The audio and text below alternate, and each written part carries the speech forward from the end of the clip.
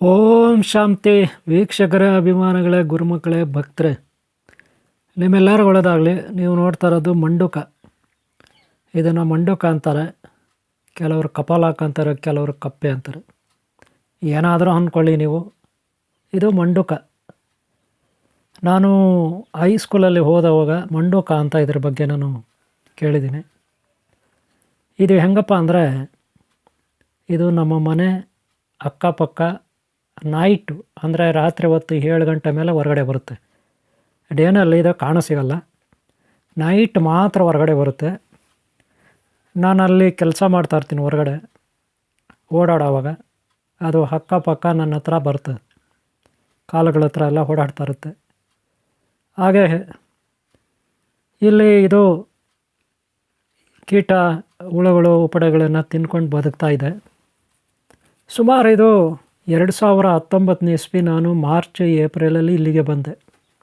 March ಏಪ್ರಿಲಲ್ಲಿ ನಾನು ಈ ಮನೆಗೆ ಬಂದೆ. ಇದೊಂದು ತೋಟದ ಮನೆ, ಕೋಲಾರ ಜಿಲ್ಲೆಯಲ್ಲಿರುತ್ತೆ, ಬೇರೆ ಅವ್ರದ್ದು. ಇಲ್ಲಿ 3.5 ಎಕರೆ ಆಸ್ತಿ ಇದೆ, ಈ ಮನೆ ಇದೆ ಅವ್ರದ್ದು. ಇದು ಮೊದಲು ಇಲ್ಲಿ ಕರೆಂಟ್ ಇಲ್ಲ, ಕುಡಿಲಿಕ್ಕೆ ನೀರಿಲ್ಲ, ಎಂಥದಿಲ್ಲ. ನಾನಿಲ್ಲಿ ಬಂದಮೇಲೆ ನನ್ನ ಜೊತೆನೇ ಇರುತ್ತೆ, ಅಕ್ಕಪಕ್ಕ ಓಡಾಡ್ಕೊಂಡಿರುತ್ತೆ. ಆಗ ಬಹಳ ಚಿಕ್ಕದಾಗಿತ್ತು, ಇಷ್ಟಿತ್ತು, ಚಿಕ್ಕದಾಗಿ ಮರಿ ಇತ್ತು. ಈಗ ತುಂಬ ದೊಡ್ಡದಾಗಿದೆ, ಗೊತ್ತಾಯ್ತಲ್ಲ. ಬರ್ತಾ ಬರ್ತಾ ಬರ್ತಾ ಇದು ದೊಡ್ಡದಾಯಿತು.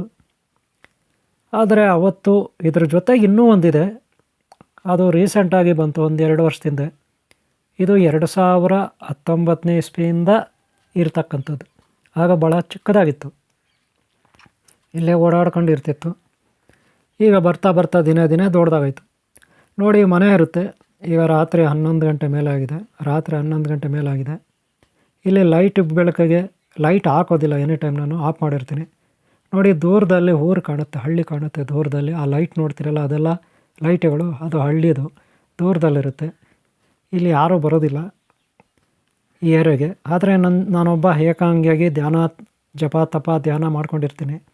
ನನ್ನ ಜೊತೆಗೆ ಸದ್ಯಕ್ಕೆ ಈ ಒಂದು ಮಂಡುಕ 2019 ಇಸ್ವಿಯಿಂದ ಇಲ್ಲಿವರೆಗೂ ಇದ್ದಾನೆ. ಒಬ್ಬನೇ ಇರ್ತಾನೆ. ಆದರೆ ಇವನ ಜೊತೆಗೆ ಇನ್ನೊಬ್ಬ ಸಣ್ಣ ಇದ್ದಾನೆ, ಚಿಕ್ಕದಾಗಿದ್ದಾನೆ. ಅವನು ಯಾವಾಗ ಒಂದೊಂದು ಟೈಮ್ ಕಾಣಿಸ್ತಾನೆ. ಆದರೆ ಇವನು ಯಾವುದೇ ಭಯ ಬೀಳೋದಿಲ್ಲ, ನನಗೆ ಯಾವುದೇ ಹೆದರ್ಕೊಳ್ಳೋದಿಲ್ಲ. ಇಲ್ಲಿ ಅಕ್ಕಪಕ್ಕ ಓಡಾಡ್ತಿರ್ತಾನೆ. ಈಗ ಸದ್ಯಕ್ಕೆ ಇವನು ಯಾಕೆ ಅಲ್ಲಿ ಕೂತಿದ್ದಾನೆ ಅಂದರೆ, ನಾನು ನಿಮಗೊಂದು ಹೇಳ್ತೀನಿ ಕೇಳಿ. ಇವನು ಈ ಬಾಗಿಲ ಮೇಲೆಯಿಂದ ಹತ್ತಿ ಒಳಗಡೆ ಹೋಗೋಕ್ಕೆ ಪ್ರಯತ್ನ ಪಡ್ತಿದ್ದಾನೆ, ಅಥವಾ ಇಲ್ಲೇ ಓಡಾಡ್ಕೊಂಡಿರ್ತಾನೆ. ಯಾಕೆ ಅಂದರೆ ನೋಡಿ, ಮಳೆಗಾಲದಲ್ಲಾದರೆ ನೀರು ಸಿಗುತ್ತೆ ಅದಕ್ಕೆ ಕುಡಿಲಿಕ್ಕೆ. ಈಗ ಮಳೆ ಬೀಳ್ತಾ ಇಲ್ಲ, ಅದಕ್ಕೆ ಅವನೇನು ಮಾಡ್ತಾನೆ, ಇದು ನಂದು ಬಾತ್ರೂಮ್ ಟಾಯ್ಲೆಟ್ ರೂಮ್, ಈ ರೂಮಿಂದ ಒಳಗಡೆ ಹೋಗೋದು ಅವನ ಉದ್ದೇಶ. ನಾನು ಬಾಗಿಲಾಗಿದ್ದೀನಿ, ಹೋಗ್ಲಿಕ್ಕೆ ಆಗ್ತಾಯಿಲ್ಲ.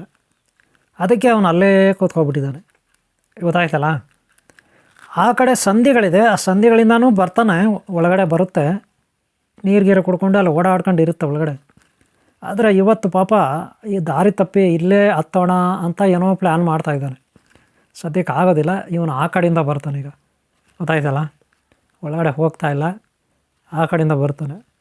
ಇರಲಿ, ಕಪ್ಪೆಗಳಿಗೆ, ಈ ಮಂಡುಕಗಳಿಗೆ ಆಯುಸ್ ಎಷ್ಟು ನನಗೆ ಗೊತ್ತಿಲ್ಲ. ನನಗೆ ಗೊತ್ತಿರೋಗೆ ಇವೆಲ್ಲ ತುಂಬ ವರ್ಷ ಬದುಕೋದಿಲ್ಲ. ಆದರೆ 19ನೇ ಇಸ್ವಿ ಅಂದರೆ ಇಲ್ಲಿವರೆಗೂ ಜೀವಂತವಾಗಿದ್ದಾನೆ. ನನ್ನ ಜೊತೆಗೆ ಒಬ್ಬ ಇದ್ದಾನೆ. ಸದ್ಯಕ್ಕೆ ಇಲ್ಲಿ ನಾನು ಏಕಾಂಗಿ ಧ್ಯಾನ ಜಪ ತಪ ಮಾಡ್ಕೊಂಡಿದ್ದೀನಿ. ಈ ಮನೆ ನಂದಲ್ಲ, ಈ ತೋಟ ನಂದಲ್ಲ. ಆದರೆ ಇಲ್ಲಿ ಕರೆಂಟು ಇರಲಿಲ್ಲ, ಕುಡಿಲಿಕ್ಕೆ ನೀರು ಇರಲಿಲ್ಲ. ಸದ್ಯಕ್ಕೆ ಇಲ್ಲಿ ನಾನು ಬಂದಮೇಲೆ ಸ್ವಲ್ಪ ಎಲ್ಲ ವ್ಯವಸ್ಥೆ ಮಾಡಿಕೊಂಡೆ. ಈಗ ನೋಡಿ, ರಾತ್ರಿ 11 ಗಂಟೆ ಆಗ್ತಾಯಿದೆ. ಇರಲಿ, ಎಲ್ಲ ಪ್ರಾಣಿಗಳು, ಈ ಸಮಾಜ, ಈ ಜಗತ್ತು ಭಗವಂತನ ಸೃಷ್ಟಿ. ಹೋಗ್ಯವರೇ, ಪ್ರಾಣಿಗಳನ್ನು ಪ್ರೀತಿಸಿ, ಒಳ್ಳೆಯದಾಗಲಿ. ಓಂ ಶಾಂತಿ, ಓಂ ಶಾಂತಿ.